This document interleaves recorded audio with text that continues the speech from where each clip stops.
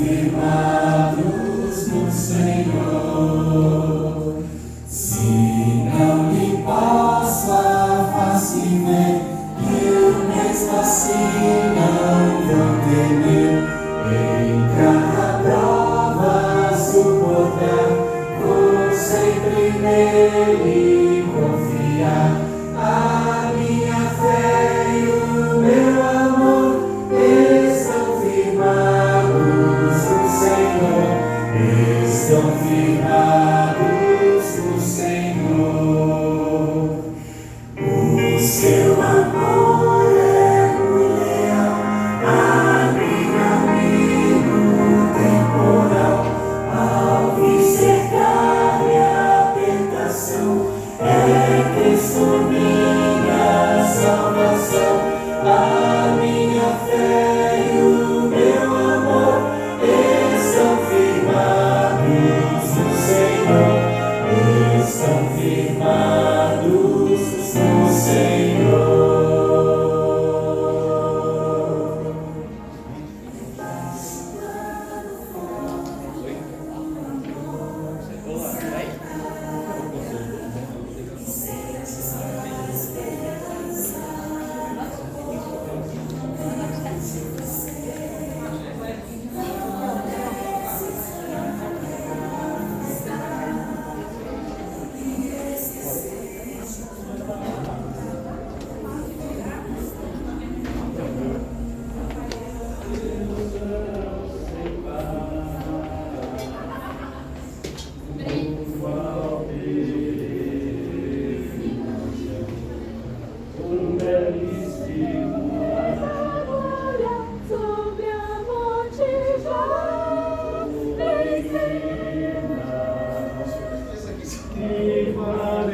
Formoso, donde se avista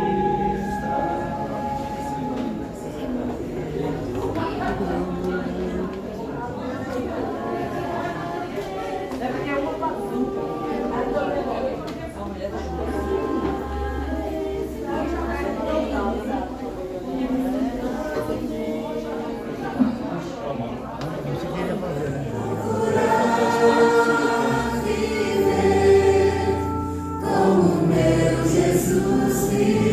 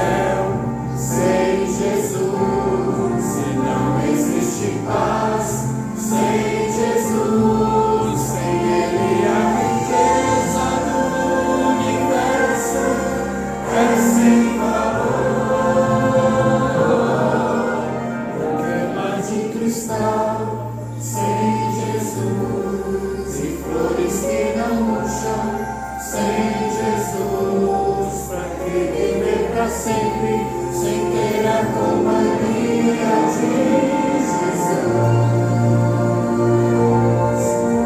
Quem volta a afirmar, o céu é aqui, se aqui Jesus está. O céu é aqui, se eu tomo tempo pra louvar. O céu é aqui, se eu me ajoelho para orar. O céu é aqui, se eu aprendi a perdoar. O céu é Jesus e onde Ele estiver, os céus será ali. O céu é Jesus e onde Ele estiver, o céu será ali.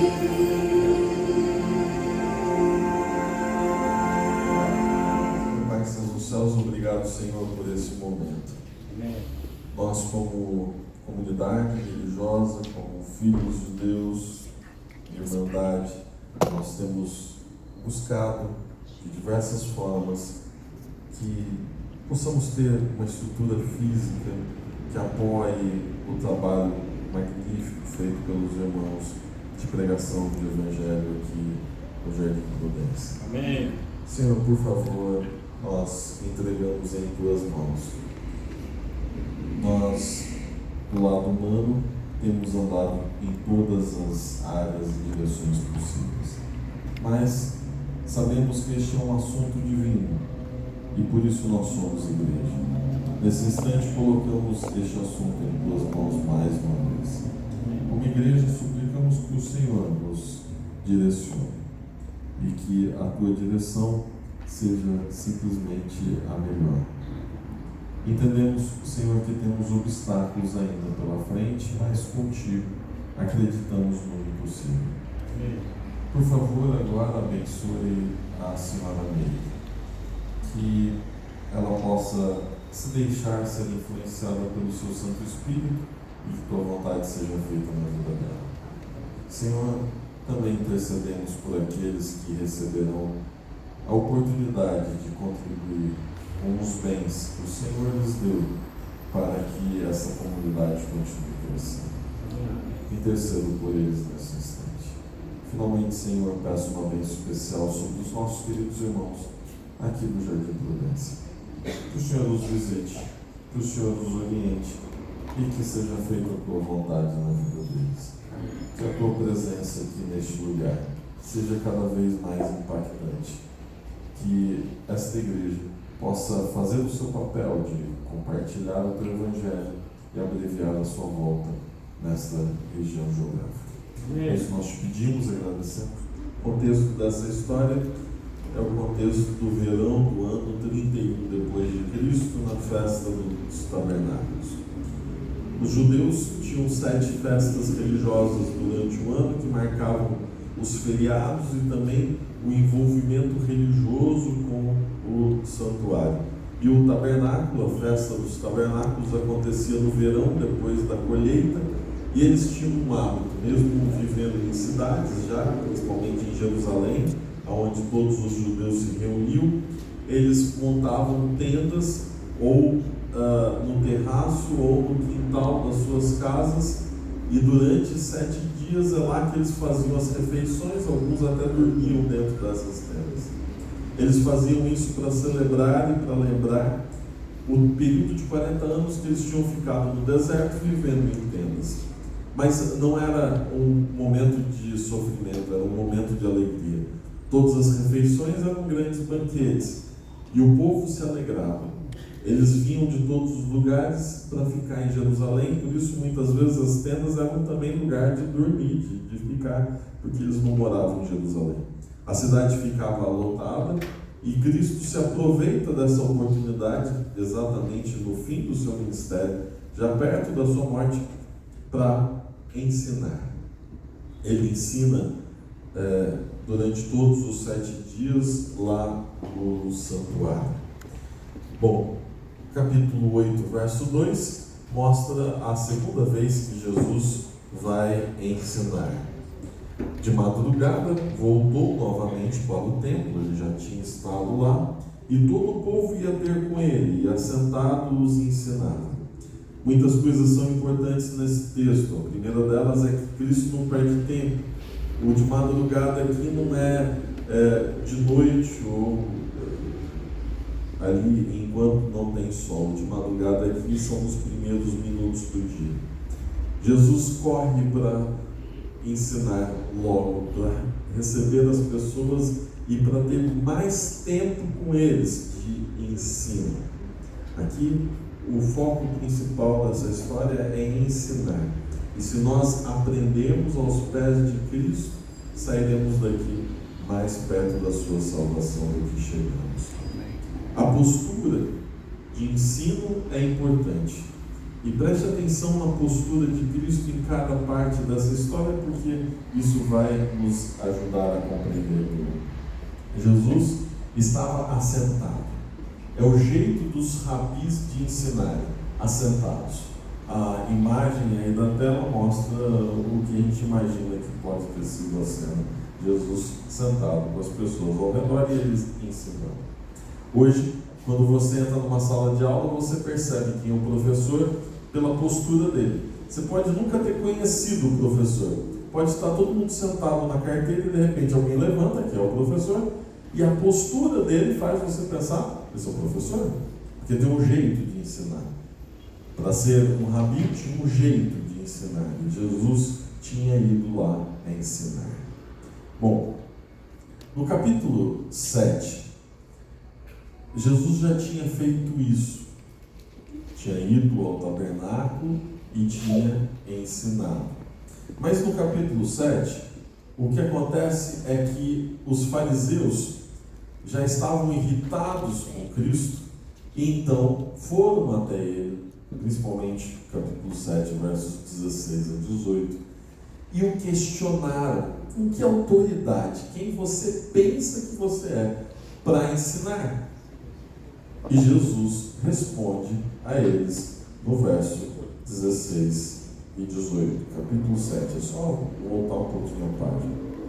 Se alguém quiser fazer a vontade dele, a partir do 16, respondeu Jesus: o meu ensino não é meu, e sim daquele que me enviou. Se alguém quiser fazer a vontade dele, conhecerá a respeito da doutrina, se é ela de Deus ou se eu falo por mim mesmo. Quem fala por si mesmo está procurando a sua própria glória, mas o que procura a glória de quem o enviou, esse é verdadeiro, e nele não há injustiça. Jesus fala: o meu ensino não é terreno, ele é divino. E o meu ensino não tem injustiça, porque ele não é para a glória pessoal. O embate é com os fariseus. Fariseus eram religiosos hipócritas. Eles se vestiam como pessoas perfeitas, santas, eles faziam um certo partidarismo, eles tinham ascensão sobre o povo, mas eram completamente longe de Deus. E eles se irritavam com Jesus e queriam achar problema nele, a ponto de mandarem guardas prender Jesus no capítulo 7. Mas no finalzinho do capítulo 7, os guardas voltam para os fariseus e dizem o seguinte: nós ouvimos o ensino dele e não tem problema nenhum, não podemos prendê-lo. Eles voltam frustrados. É nesse contexto de um Jesus que está ensinando nessa festa, várias vezes vai ao templo, irritando os fariseus, discordam completamente dos ensinos de Cristo, é que eles montam então uma arapuca, um momento para pegar Jesus num ensino equivocado, para prendê-lo. Lembrando que Jesus, sim, vai ser preso e morto motivado pelos fariseus no fim do ministério. Capítulo 8, a partir do verso 3, agora se desenrola a armação dos fariseus. E ela é o objeto do nosso estudo. Capítulo 8, verso 3. Os escribas e fariseus trouxeram à sua presença uma mulher surpreendida em adultério, e fazendo-a ficar de pé no meio de todos, disseram a Jesus: Mestre, esta mulher foi apanhada em flagrante adultério. Essas palavras são importantes. Flagrante é o jeito como ela ficou em pé diante de todos. E na lei nos mandou, verso 5, Moisés, que tais mulheres sejam apedrejadas. Tu, pois, que dizes? E aí paramos aqui. Então vamos lá. Qual é a cena? A cena é de uma mulher que foi pega em flagrante adultério, no ato do adultério. Ela era casada e estava com outro homem. E ela é arrastada pelas ruas, e imagina que ela estava ferida, com as suas roupas rasgadas, com pouca roupa, e é colocada diante de Jesus na frente do templo. E lá eles dizem, a lei de Moisés diz que é para apedrejar. O que você diz? Isso aqui é uma pegadinha, um engodo, no sentido de que, primeiro, sim, a lei de Moisés dizia que tinha que matar homem e mulher que estivessem adulterando e fossem pegos em flagrante. Sim. Mas eles não estavam sobre a lei judaica, porque os romanos é que dominavam Israel naquela época. Então nenhum judeu podia determinar que outro judeu fosse morto, porque eles não tinham domínio sobre a lei. Eles precisavam da autorização dos romanos. Vide lá o momento em que Cristo tem que ser julgado pelos romanos para que saia a sentença de morte.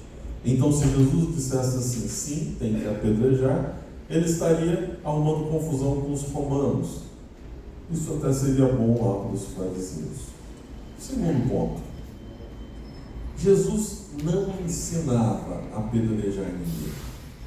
Não tem nenhuma fala de Cristo dizendo que temos que julgar e condenar as pessoas.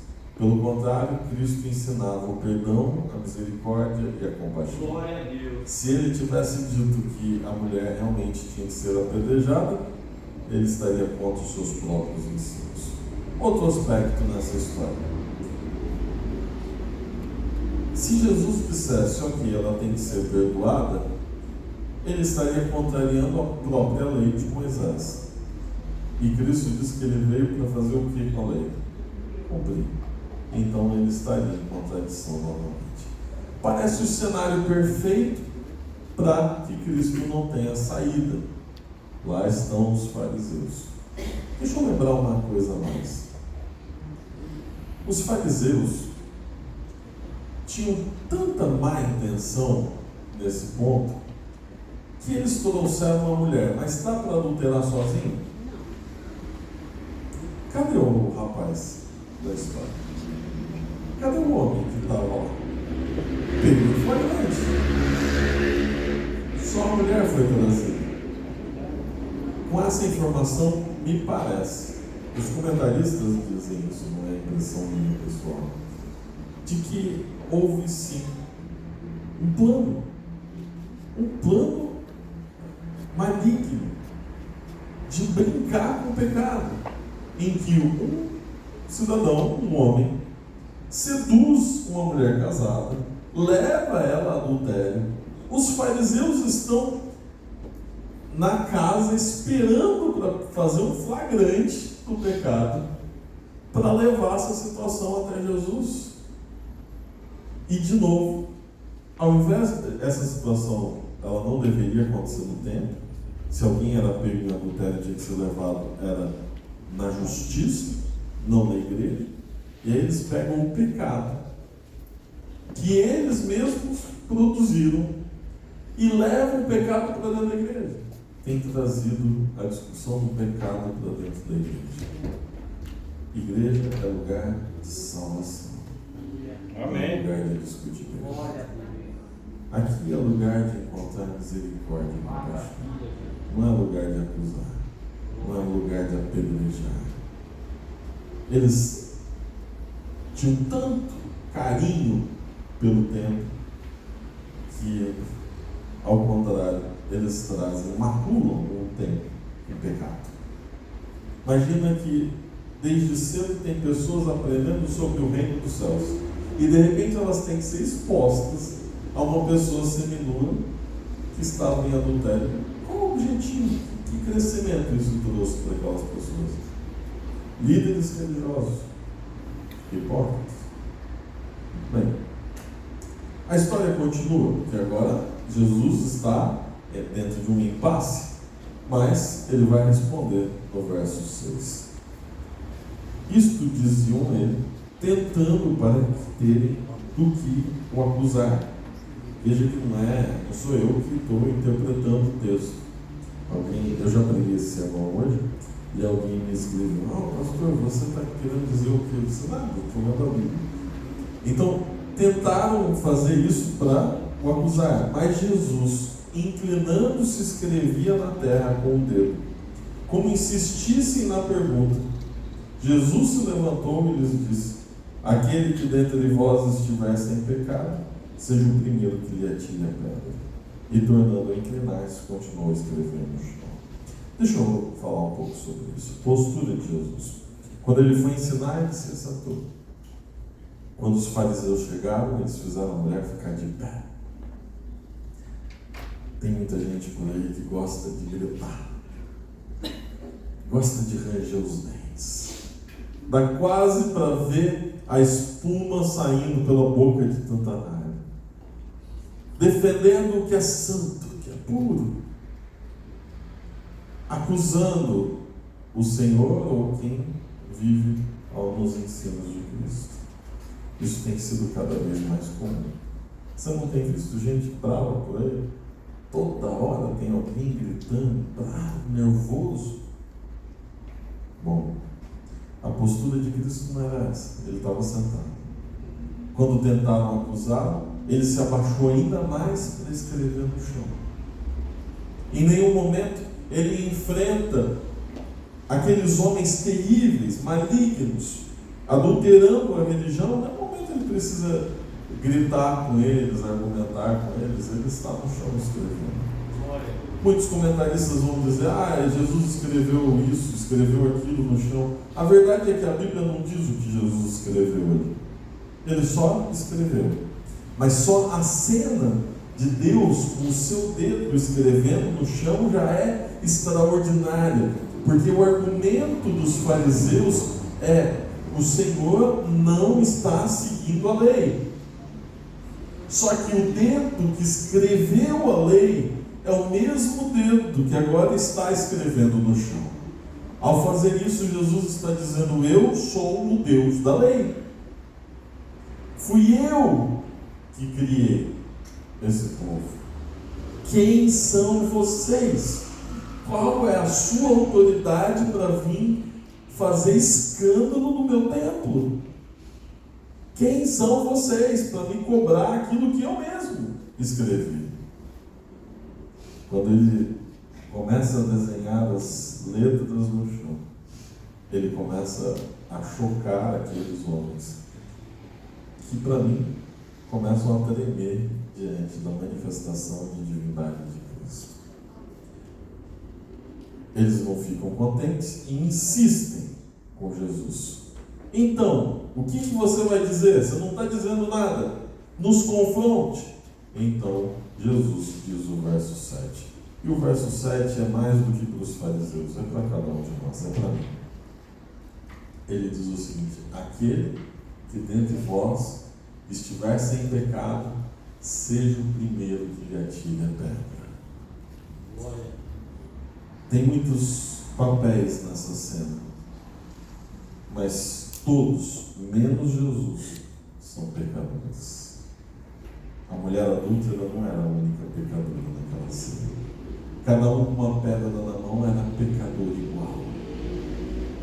Tem uma coisa que nos une a todos nós. Todos nós erramos e continuamos a errar todos os dias e carecemos da misericórdia e da graça. Não há ninguém melhor que o outro. Então o único que poderia julgar, o único que poderia condenar era o próprio Cristo. E ele até então se recusa a se manifestar sobre aquela situação. A lembrança de que cada um de nós é pecador é a única coisa que nos ajuda a finalmente parar de julgar o outro, olhar para o outro e se olhar um pouco no espelho. Olhar para o outro, condenar o outro, atrapalha a minha salvação. O primeiro passo da salvação, se escandalize você ou não, não é crer em Cristo, é entender que você é pecador. Verdade. Porque sem entender que nós somos indignos do reino dos céus, não vamos procurar solução. Cristo não vai fazer diferença na nossa vida. O primeiro passo é entender: nós todos somos pecadores. Se aquela mulher deveria ser condenada, cada um dos fariseus tinha que ser condenado também. Se aquela pedra deveria ser destinada àquela mulher, deveria ser destinada a cada um dos outros homens que estavam ao redor. O único digno, o único puro e perfeito é Jesus Cristo. Amém. E Ele mesmo, verso 8, tornando-se a inclinar-se, continuou a escrever no chão. Mas ouvindo eles esta resposta, verso 9, e acusados pela própria consciência, foram se retirando um por um, covardes. Vinham para o confronto, Cristo não os confronta e de repente eles estão indo embora. Existiam duas posturas aqui. Existe a salvação para todo mundo. Cristo tem salvação para todos nós, amém? Amém. Não importa, todos nós. Os que estão aqui, os que não estão aqui, os que nunca ouviram falar sobre Ele, Deus tem salvação para todo ser humano. Inclusive para os fariseus. Isso para mim é o mais difícil de entender, porque raça. Mas eles, ao serem confrontados com o seu próprio pecado, se retiram da presença de Deus. Assim como havia salvação para Pedro e para Judas, a diferença entre os dois é que Pedro se prostra aos pés de Cristo como indigno, e Judas sai da presença do Senhor. Qual é hoje a nossa decisão?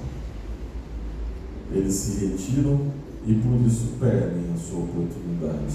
Mas verso 10, erguendo-se Jesus e não vendo mais ninguém, Jesus começa a ensinar assentado, se abaixa mais para escrever, e agora ele se levanta.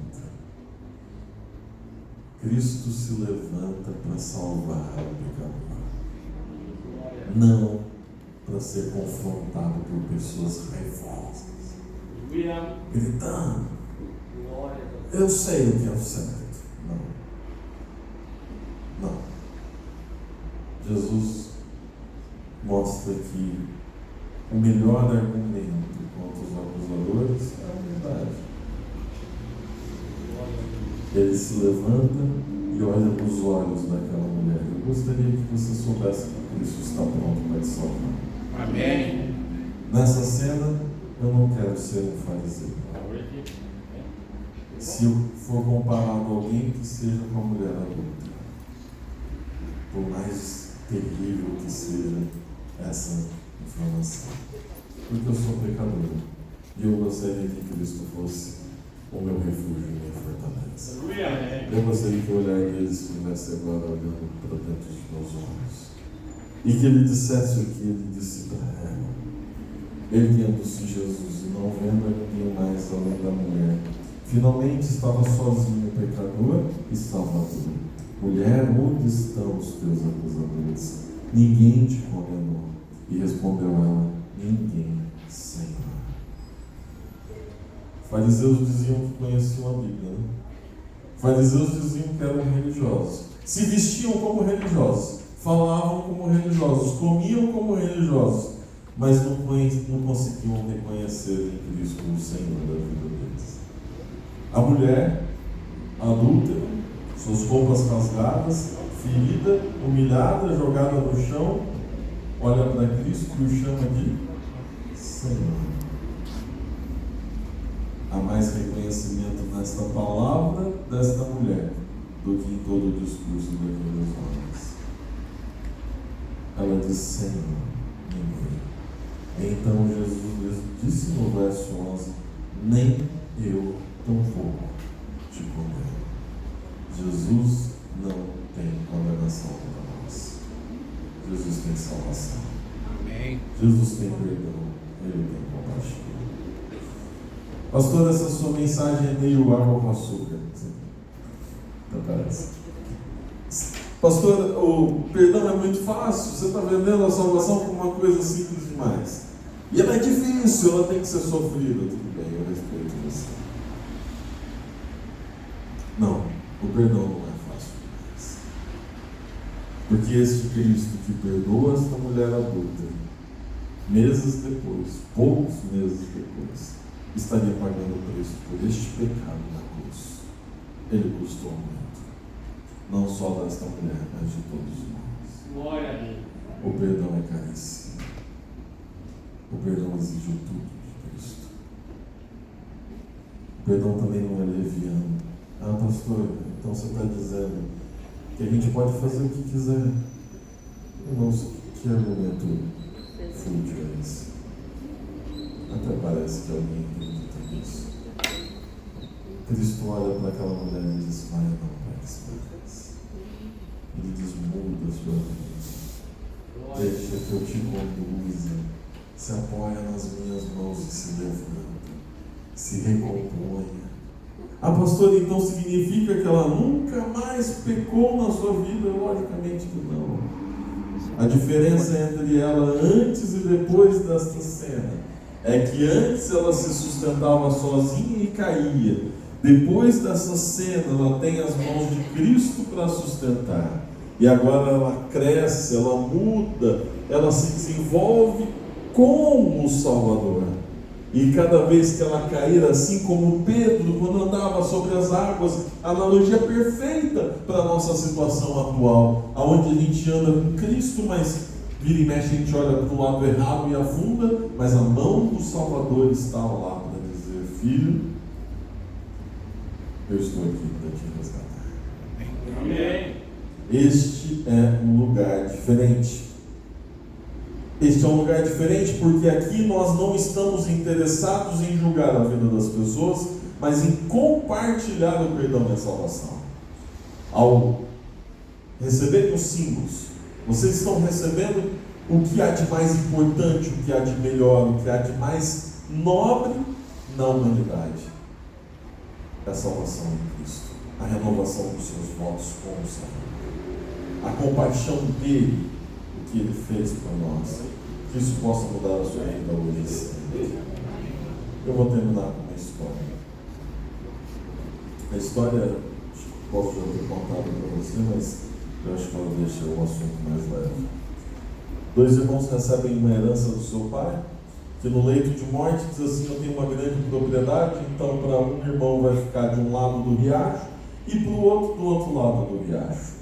Ele falece e os irmãos herdam aquela terra. Só que eles começam a brigar. E brigar de maneira terrível. Por que eles brigam? Porque o riacho não era retinho. Então de um lado tinha um pouquinho mais, do outro tinha um pouquinho menos de terra. O riacho era meio tortinho, então eu queria entrar para lá e o outro queria entrar para cá. Eles disputavam sobre aonde é exatamente o centro desse terreno. A minha herança é menor do que a sua. E essa futilidade fez com que eles brigassem, raivosos, bravos. Até que um dos irmãos disse: eu tenho uma ideia, vou fazer uma cerca de madeira. E essa cerca vai finalmente delimitar o nosso terreno.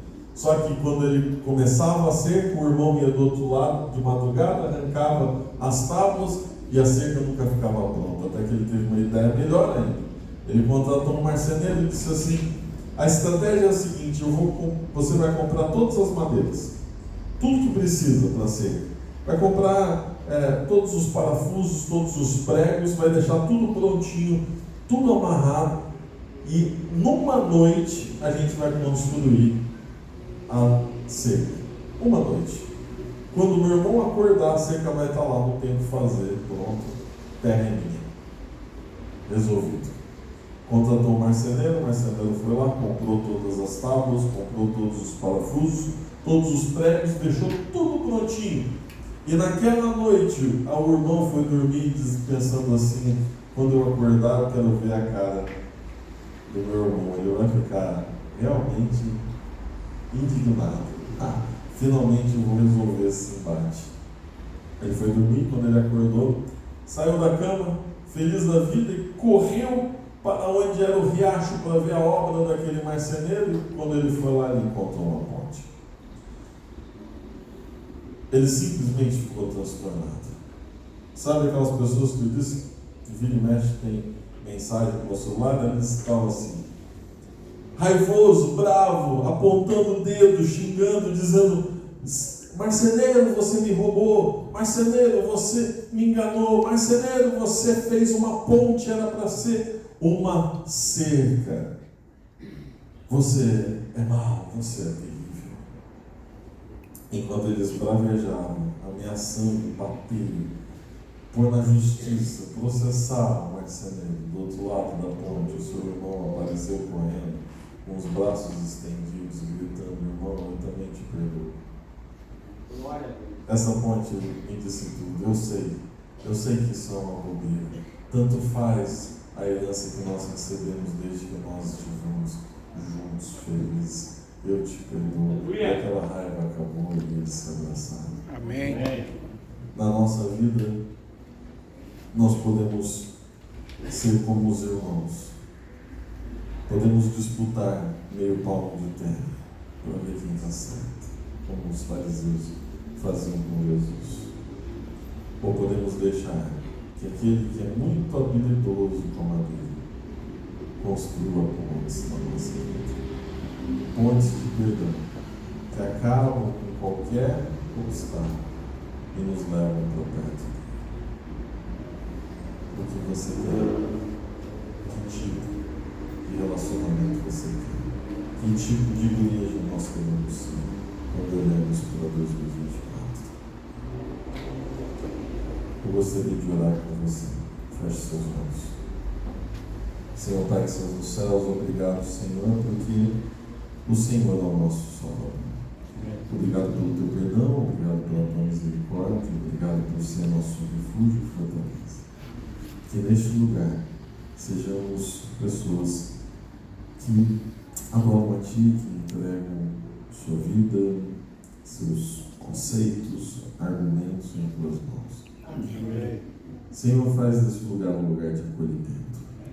Faz deste lugar um lugar de aceitação. Faz deste lugar um lugar de apoio, de refúgio.